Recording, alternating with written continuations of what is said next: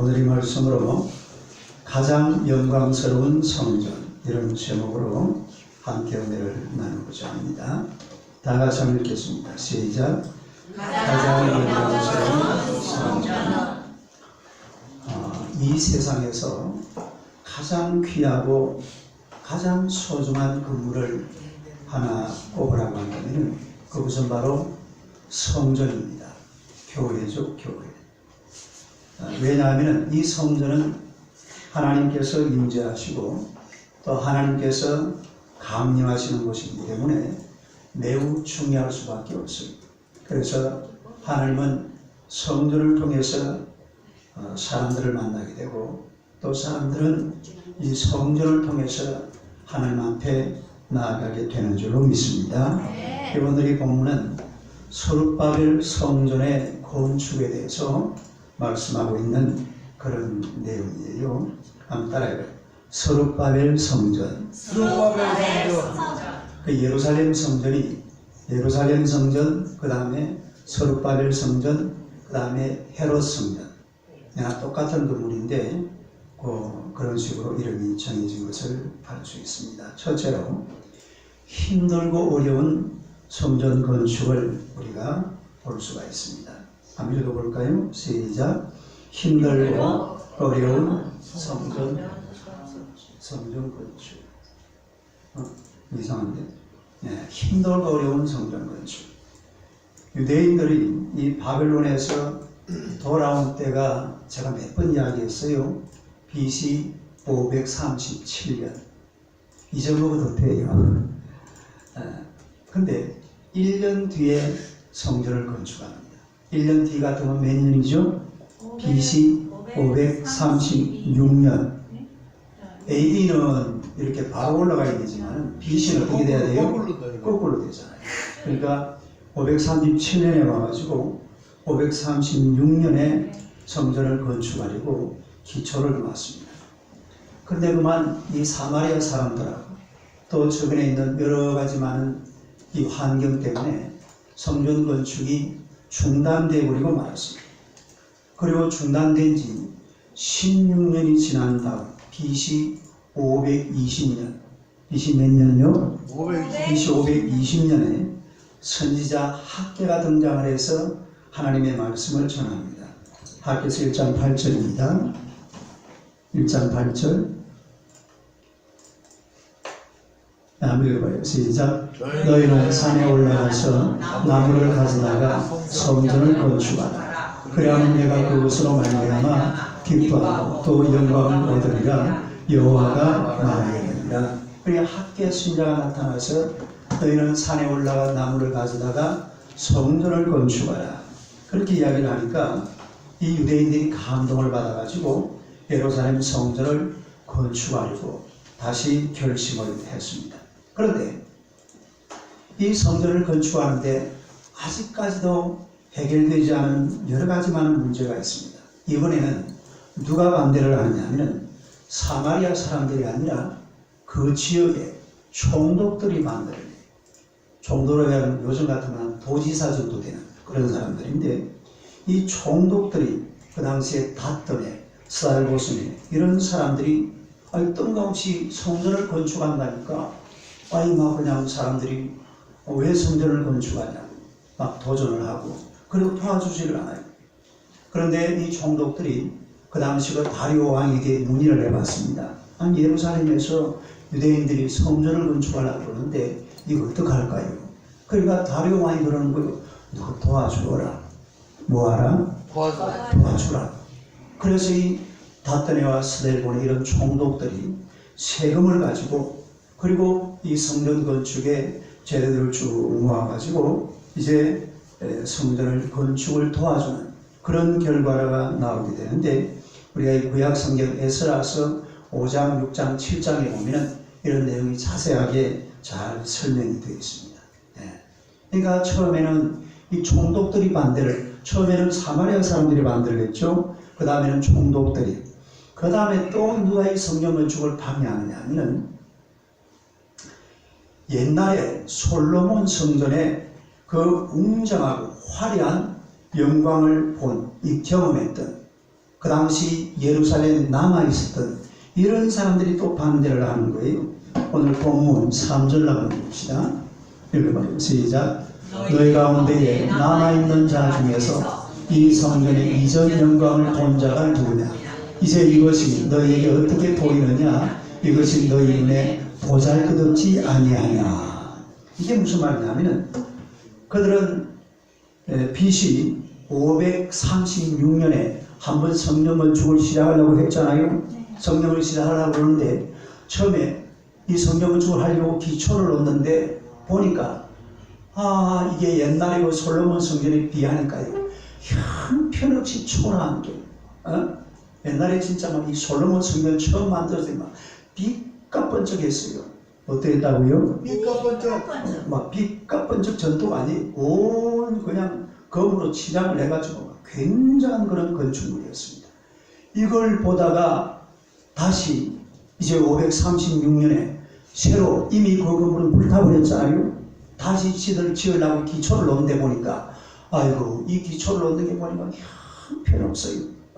이러니까요 그 옛날에 솔로몬 성전의 영광을 알았던 이런 사람들이 이걸 갖다 보고 막 대성통곡을 합니다. 차라리 이럴 바에야 차라리 성전 건축하지 말자 이런 뜻이에요. 에스라서 3장 12절 한번 봅시다. 한번 읽어봐요. 시작.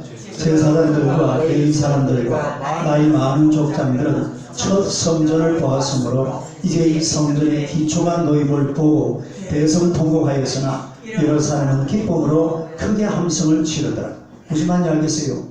네. 그러니까 첫 성전을 본 사람들이 이 성전의 기초가 놓이는 걸 보고 뭐 했다고요? 대성통곡. 왜 대성통곡했어요? 비교가 되니까. 너무 비교가 되니까. 솔로몬 성전은 너무 삐까뻔쩍하고 화려했는데 이 다시 건축하려고 하는데 지대를 놓는 거 보니까 너무 초라하니까 막 울음밖에 안 나오는 거예요. 막 대성통곡을 차라리 이럴 바에야 이 성전 짓지 말자. 이래가지고 아주 부정적인 그것도요 제사장들, 장로들 아주 그 옛날에 막 한가닥 하는 사람들이 막 그래 하니까 막 분위기가 갑자기 그냥 부정적인 방향으로 돌아가 버리고 말았다 이 말입니다. 그러니까 이 성전을 건축하는 데는요 정말 쉽지가 않아요. 여러 가지 방해하는 요소가 얼마나 많은지 모릅니다.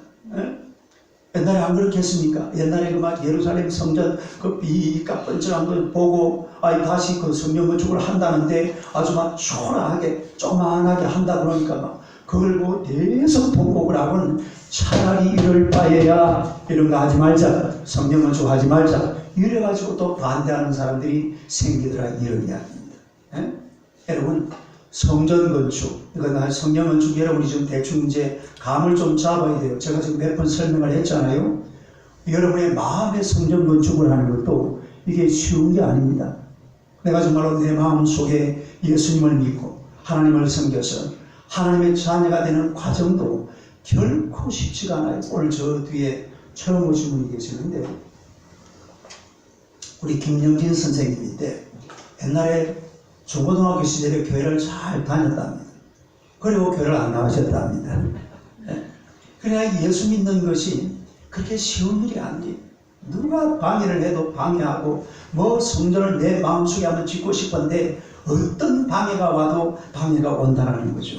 그 다음에 두 번째로 하나님의 위로와 격려를 볼 수가 있습니다. 한번 읽어봐요. 시작. 하나님의 위로와 격려. 그때 하나님의 성전을 건축하려고 결심하는 이 스룹바벨 또 여호수아 그리고 예루살렘의 모든 백성들에게 하나님께서 위로와 격려의 메시지를 보냅니다. 누가 보낸다고요? 하나님께서 위로와 격려의 메시지를 보내요. 4절 한번 봅시다. 4절 한번 읽어봐요. 시작. 그러나 여호와가 이르노라 스룹바벨아 스스로 굳세게 할지어다. 여호사다의 아들 대제사장 여호수아야 스스로 굳세게 할지어다.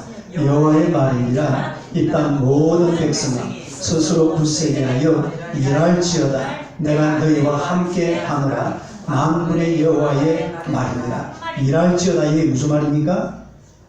성전을 건축하라, 일하라. 스스로 굳세게 해서 성전을 건축하라. 일을 하라. 할렐루야. 이런 메시지를 하나님께서 보내주는 겁니다. 힘들고 어려워도 하나님의 일을 계속 해야 될 줄로 믿습니다. 힘들고 어렵다고 성전 건축하는 것을 중단해서는 안 돼요. 힘들고 어려워도 우리가 인생을 살아가면서 내 마음의 성전 또 하나님의 성전을 건설해야 될 줄로 믿습니다. 그 하나님께서 뭐라고 격려를 합니까? 내가 너희와 함께하노라. 시작. 내가 너희와 함께하노라. 임마누엘의 은혜. 임마누엘의 은혜. 이 얼마나 위로가 되고 격려가 됩니까? 우리는 사실요 임마누엘 이래도 별로 은혜를 못 받아요. 근데요 유대인들은요 임마누엘 하면 막 그냥 은혜가 되는 겁니다. 할렐루야. 임마누엘 그러면 그냥 은혜가 돼요. 우리나라 사람들은 뭐라 해야 은혜를 받아요? 돈 받아라 그러고 은혜 받겠죠. 로또. 근데 이스라엘 사람들은 임마누엘 하면 그냥 은혜를 받는 거예요. 내가 너희와 함께하마. 할렐루야. 그래서 임마누엘 하나님께서 내가 너희와 함께하노라. 이 하나님은 어떤 하나님이냐면 언약의 하나님이십니다. 언약의 하나님. 내가 애굽에서 나올 때에 내가 너희와 언약한 말, 본문에 그렇게 나와 있죠. 애굽에서 나올 때에 하나님께서 이스라엘 백성들과 언약을 맺었어요. 너희들 나를 잘 믿어라. 너희들이 나를 잘 믿으면 내가 너희의 하나님이 되어주마. 출애굽기 6장 7절 한번 봅시다. 읽어봐요. 시작. 너희를 내 백성으로 삼고 나는 너희의 하나님이 되리니 나는 애굽 사람이 무거운 짐이 돼서 너희를 빼낸 너희의 하나님 여호와인 줄 너희가 알지라. 할렐루야. 너희는 나의 백성이 되고 나는 너희들의 하나님이 되리니. 할렐루야. 또 신명기 19장 13절 한번 봐요. 시작. 여호와께서 내게 말씀하신 대로 또 내 조상 아브라함과 이삭과 야곱에게 맹세하신 대로 오늘 너를 세워 자기 백성을 삼으시고 그는 신인의 하나님이 되시려 함이니라. 하나님께서 이스라엘 백성들의 하나님이 되시려고 하셨고 또 이스라엘 백성들은 이 하나님을 영접한 줄로 믿습니다. 그래서 우리의 하나님은 언약의 하나님, 언약의 하나님. 나와 언약을 맺었다. 오늘 우리 하나님은 저와 여러분들과 언약을 막 맺고 계시는 그런 하나님이신 줄로 믿습니다. 이 언약이 무슨 언약이에요? 우리는 하나님을 잘 섬기고 하나님은 우리의 하나님이 되시고 할렐루야. 우리가 하나님을 잘 섬기면 하나님은 오늘 저와 여러분의 하나님이 되시는 줄로 믿습니다. 또 그리고 또 성령이 머무신다 그랬습니다. 성령이 머무신다. 나의 영이 계속해서 너희 가운데 머물러 있나니. 하나님의 영이 계속해 여러분 속에 머물러 있겠다 이 말입니다. 여러분이 구약 시대에도 성령의 역사는 오늘처럼 계속 되어졌어요. 우리가 민수기 11장 17절 한번 보겠습니다. 시작. 내가 강림하여 거기서 너와 말하고 내게 임한 영을 그들에게 임하게 하니 그들이 너와 함께 백성의 짐을 담당하고 너 혼자 담당하지 아니하리라. 임한 영, 내게 임한 영. 이게 무슨 영이에요? 성령의 성. 따르게 성령. 그러니까 구약시대도 성령 하나님께서 함께 하신 줄로 믿습니다. 성령 하나님께서 함께 하겠다. 그러니까 어떤 반대가 와도 걱정하지 말고 염려하지 말고 하나님 앞에서 성전을 건축하라. 할렐루야. 그래 성전을 건축하려고 하면 항상 어려움이 따릅니다. 힘든 일이 굉장히 많이 따라요. 하지만 하나님께서 너희는 스스로 굳세게 할지어다. 내가 너희와 함께하마. 할렐루야. 이런 믿음을 가지고 우리가 끝까지 성전을 건축해야 될 줄로 믿습니다. 언약에 신실하신 하나님께서 언제든지 우리와 함께 하신다는 말입니다. 제가 어렸을 때에 이 초등학교 다닐 때에 학교에서 이제 수업을 마치고 나면은 밤에 한 번씩 늦게 올라갈 때가 있어요. 이 촌에서는 늦게 올라가면 그 당시는 막 캄캄합니다. 불이 하나도 없어요. 마을에 들어가도 호롱불 이런 것도 없어요.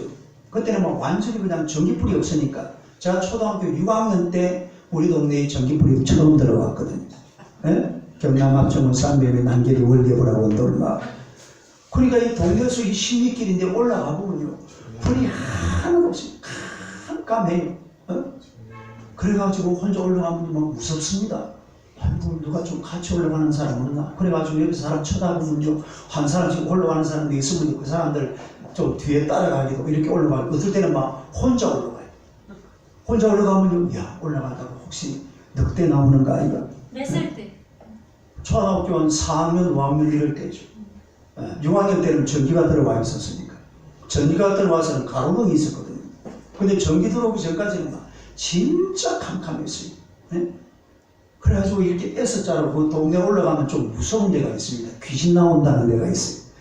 그 도깨비 불 이렇게 나오는 데가 있고, 공동묘지가 있고, 이런 데로 올라가면 막 머리가 막 쭈삐쭈삐 서요. 네? 그래가지고 이제 우리 동네 다대에 가면요, 발자국 소리가 들려요. 무슨 발자국 소리인지 알아요? 아버지. 아버지 아니면 어머니입니다. 근데 제가 이 발자국 소리를 들어보면 그 발자국 소리가 딱 나는 순간 사람은 잘 안 보여요. 발자국 소리가 들린다고. 근데 발자국 소리가 들리는데 발자국 소리를 들어보면요, 그거 재밌어요. 아버지 발자국이냐 엄마 발자국이냐 알아차릴까요? 못 알아차릴까요? 알아차려요. 저 바로 알아차립니다. 근데 이상하죠. 엄마 발자국 소리가 더 반갑더라니까요. 그 왜 그런지 몰라. 아버지는 왠지 이렇게 막 좀 거리가 있었어요. 아버지가 뭐 하루 종일 지나가도 한마디도 안 하고, 아버지하고 얘기를 해본 적이 없어요. 우리 어제 저녁에도 들어가서 이분이랑 앉아서 같이 그 아이스크림도 먹고, 엄마 모르지 아이스크림 먹었는데, 그래서 도란도란 얘기도 하고 그러는데, 아버지하고 진짜 이야기를 해본 적이 없어요. 옛날에는 김만희 기사님 혹시 안 그랬습니까? 근데 그 아버지는 안 그렇겠던데 보니까. 얘기 많이 했죠. 우리 아버지는 안 그랬어요. 한마디 얘기를. 근데 엄마가 내려오면, 정말 엄마 발자국. 이러면 그 엄마 왜 있잖아요. 굉장히 반가워서 막 엄마하고 달려가는 그런 거 있잖아요. 아버지 올 때는, 이건 아버지인가 본데. 오면 낫지 그냥 같이 올라가도 한마디 말도 안 하고. 참. 왜 그런지 몰라. 저 미래 아들 옆에 있는데 좀 한마디 하고, 왔나, 가나, 그래, 안 피곤하나, 한마디 하더니, 한마디 말도 안 해요. 나 와서 내 마주치면 딱 돌아서 같이 올라가는 거예요. 아버님 먼저 가시고 나는 뒤에 따라가. 예? 엄마는 또 오면 저런저런 뭐라 이야기를 해서, 예? 우리 엄마는 이름이 강정호입니다. 강정호.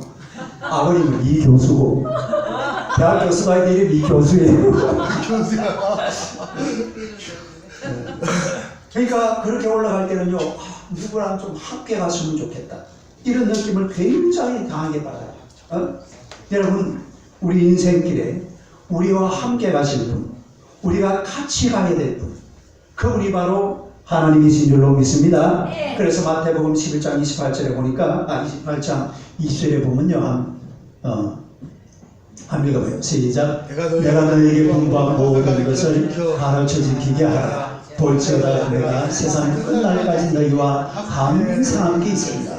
내가 세상 끝날까지 너희와 항상 함께 있으리라. 할렐루야. 네. 이게 누구의 말씀? 예수님 말씀. 하나님의 말씀, 예수님의 말씀이에요. 험한 세상길 나 홀로 가도 외롭지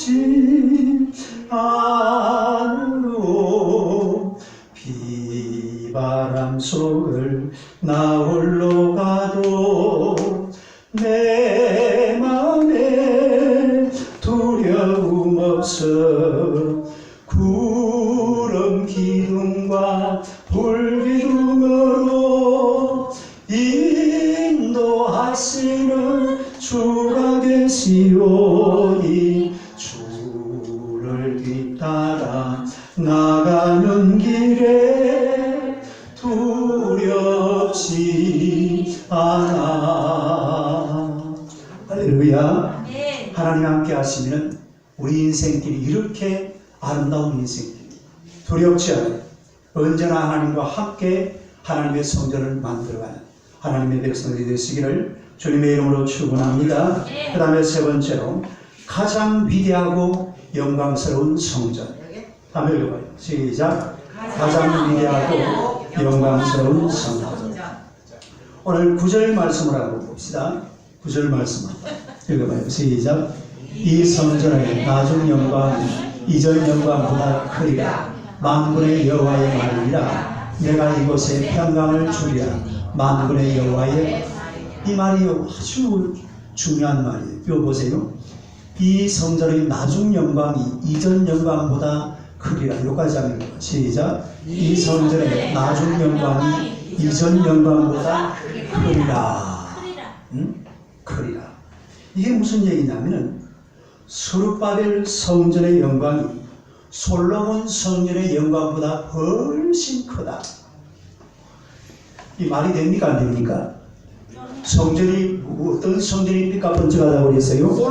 솔로몬의 성전. 이전 성전이요 훨씬 삐까뻔쩍한데 오늘 이게 말씀에는 보니까 성전의 나중 영광, 이 나중 영광이 무슨 성전이에요?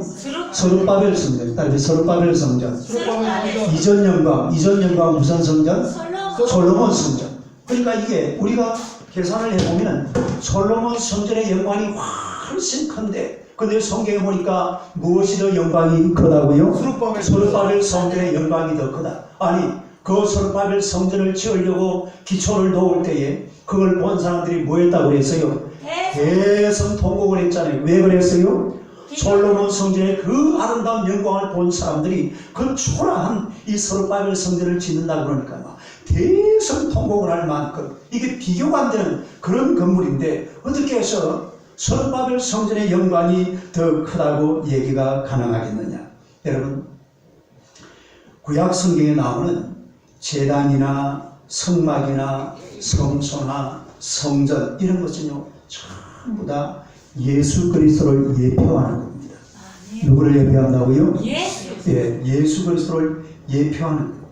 그래서 솔로몬의 성전과 스룹바벨의 성전의 이 사실은요 비교가 안 되는 그런 성전이었습니다. 너무나 화려하고 너무나 초라한 그런 성전. 이 솔로몬 성전은 너무나 화려하고 스룹바벨 성전은 너무나 초라했습니다. 그런데 이 지금 성경에 보니까 솔로몬 성전이 할 수 있는 것은 뭐냐면 메시아이신 예수 그리스도를 기다리는 겁니다. 솔로몬 성전은 뭐만 한다고요? 메시아이신 예수 그리스도를 기다리는 것까지만 기다리다가 BC 586년에 바벨론이 쳐들어와 가지고 성경이 완전히 불타버렸어요. 그리고 성전이 없어져 버렸습니다. 예루살렘 성전은 그냥 흔적도 없이 쌓여버렸습니다. 그리고 이제 스룹바벨 성전을 짓는데 이 스룹바벨 성전은 나중에 어떤 일이 벌어졌냐면 메시아이신 예수 그리스도가 이 땅에 오셔가지고 어느 성전에 들어갔을까요? 스룹바벨 성전에 들어가신 겁니다. 따라서 스룹바벨 성전. 예, 예수님께서 이 땅에 오신 그 해가 언제입니까? 지금부터 2017년 전이잖아요. 그런데 BC 20년에 그러니까 예수님이 이 땅에 오시기 20년 전에 헤롯 대왕이 이 스룹바벨 성전을 보수 정축을 했어요. 수리했대요. 그러니까 자 보세요. 이 예루살렘 성전이 맨 처음에는 무슨 성전? 솔로몬 성전. 그 다음에 두 번째는 스룹바벨 성전. 세 번째는 헤롯 성전. 이렇게 되는데 이 헤롯 성전은 스룹바벨 성전을 정개축한 거예요. 보수하는 거예요. 그래서 예수님이 이 땅에 오신 무렵에 그때에 이 땅에 존재했던 성전은 바로 무슨 성전이었어요? 스룹바벨 성전. 스룹바벨 성전. 따라서 스룹바벨 성전. 네. 그래서 스룹바벨 성전 비록 초라하게 세워졌고 솔로몬 성전과는 비교할 수 없는 그런 성전이었지만 이 스룹바벨 성전은 누구를 영접했다고요? 예수님을 영접한 성전이 바로 스룹바벨 성전이라 이런 이야기. 그러니까 성전이라는 것은 원래 뭐하는 곳이 성전입니까? 하나님께서 임재하시는 곳이잖아요. 다시 말해서 예수님이 오시면은 예수님의 건처를 마련해 드리는 곳이 바로 하나님의 성전인 줄로 믿습니다. 그런데 이 솔로몬 성전은 예수님을 기다리다가 불타 없어져 버렸습니다. 하지만 이 스룹바벨 성전은 예수님이 오실 때까지 남아 있었다가 헤롯이 다시 정개축을 해가지고 그 성전에 예수님이 들어가는 이런 모습을 우리가 볼 수가 있는 것입니다. 네. 여러분 오늘 본문에 나오는 6절 7절 말씀을 한번 봅시다. 6절 7절 한번 읽어보세요. 시작. 만군의 여호와가 이같이 말하노라. 조금 있으면 내가 하늘과 땅과 바다와 육지를 진동시킬 것이요 또한 모든 나라를 진동시킬 것이며 모든 나라의 보배가 이르리니 내가 이 성전의 영광이 충만하게 하리라. 만군의 여호와의 말이니라. 6절 한번 내봐요. 여기 보면은 내가 하늘과 땅과 바다와 육지를 진동시킨다. 이게 무슨 말이냐면 이 땅에 예수님이 오신다 이 말이에요. 예수님이 오십니다. 조금 있으면 그러니까 지금 학계가 예수님을 소개하고 있는 거예요. 왜 소르바벨 성전의 영광이 예루살렘 성전의 영광보다 더 크냐면은 소르바벨 성전이 있을 때에 누가 오신다고요? 예수님이 오십니다. 예수님이 이 땅에 오셔서 이 소르바벨 성전에서 예수님을 맞이하게 될 것이다. 그런 이야기. 그러니까 우리 예수님은 이 땅에 오시면 천지가 진동을 하는 겁니다. 예수님이 이 땅에 오시니까 천지가 진동을 했잖아요. 예수님이 오셔서 십자가 지시고 못 박혀 죽는데 그때 어떤 일이 벌어졌어요? 하늘에 진동하고.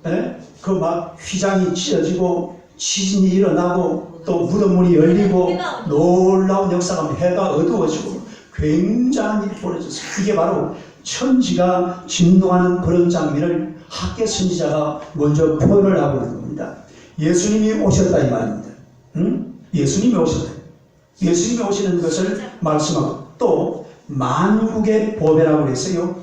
만국의 보배. 만국의 보배도 마찬가지입니다. 이 만국의 보배가 또 누구냐? 바로 예수님을 말씀하는 줄로 믿습니다.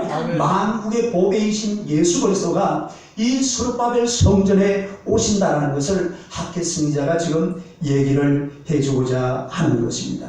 사무엘상 9장 20절에 보니까 온 이스라엘이 사모하는 자가 누구냐? 이 사모한다라는 요 말이 보배라는 말이에요. 보배. 그러니까 예수님은 온 인류가 사모하는 그분이 바로 예수님인데 그분이 어디에 오셨다고? 소르바벨 성전, 소르바벨 성전. 솔로몬 성전은 예수님을 기다리다가 뭐 해버렸어요? 불타 없어져 버렸어요. 그리고 불타 없어진 자리에 누가 세워졌다고? 소르바벨 성전이 세워졌는데 이게요 BC 420년에 건축해가지고 416년에 완성이 됐거든요. 416년에 완성이 돼서 헤롯이 BC 20년에 다시 정고축했으니까 400년 동안 이 건물이 그대로 보존이 됐다는 것을 우리가 알 수가 있는 것입니다. 바로 이게 이 말이에요. 그러니까 이 성전의 나중 영광이 이전 영광보다 크리라. 한번 해봐요. 시작. 이 성전의 나중 영광이 이전 영광보다 크리라. 이게 무슨 말인지 대충 이해가 돼요? 오늘 목사님이 설교를 지금 너무 어렵게 하고 있습니다. 이런 설교는 좀 어려워요. 그래도 잘 들어야 돼요. 성경을 해석을 해야 되기 때문에 그냥 넘어가면 안 돼요. 그러니까 이 성전에 지금 소르바벨 성전은 아주 보기는 초라하고 왜소하지만은 그러나 거기에 누가 오신다고요? 예수님이 오셨어요.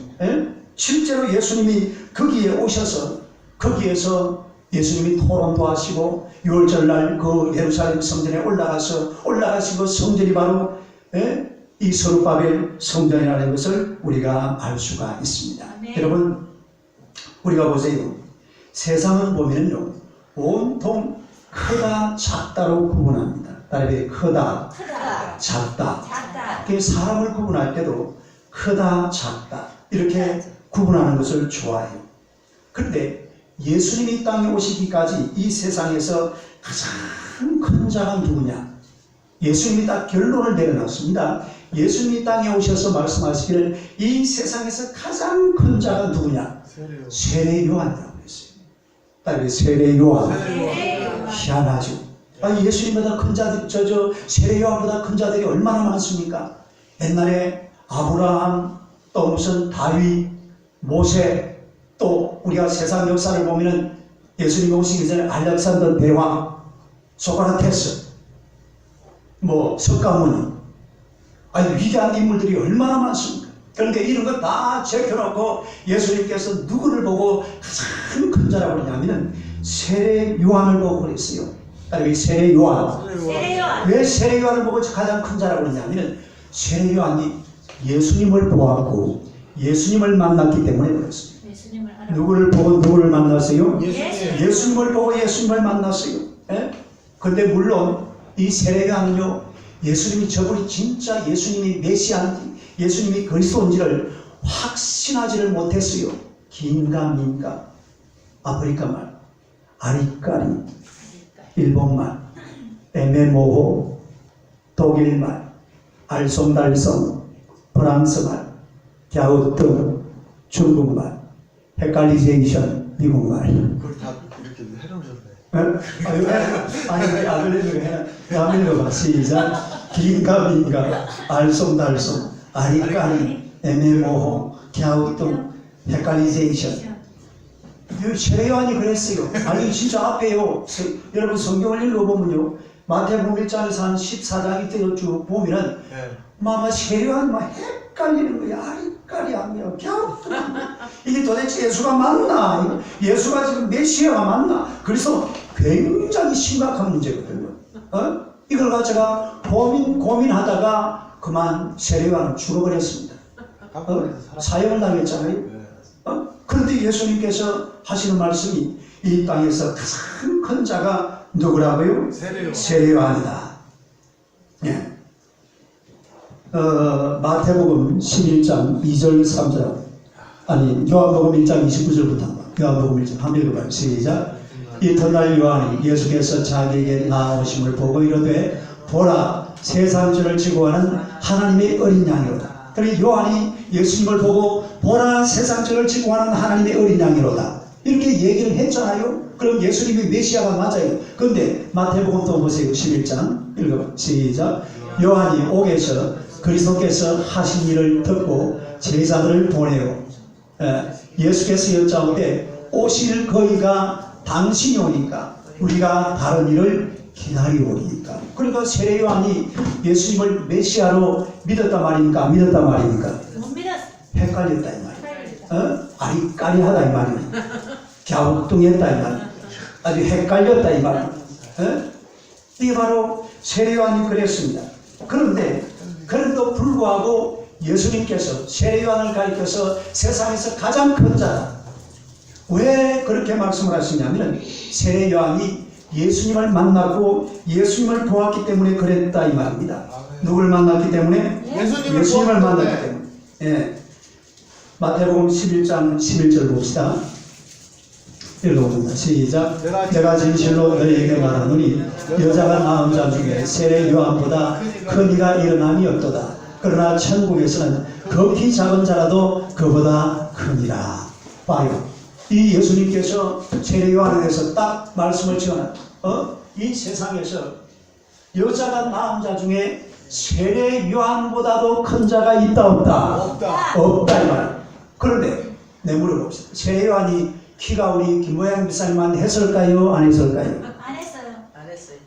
안 했는지 뭐 했는지 봤습니다. 풀 먹고잖아. 이거 봤어. 또 하나 더 물어봅시다. 우리 세례 요한이 우리 전동규 전도사님만큼 배가 많이 나왔을까요? 안 나왔을까요? 안 나왔어요. 나왔어요. 그래 그런 걸 가지고 따지지 마라 이 말입니다. 아멘. 그런 걸 가지고 따질 게 아니고 예수님께서 따지는 방식은 그게 아니고 네가 예수님을 만났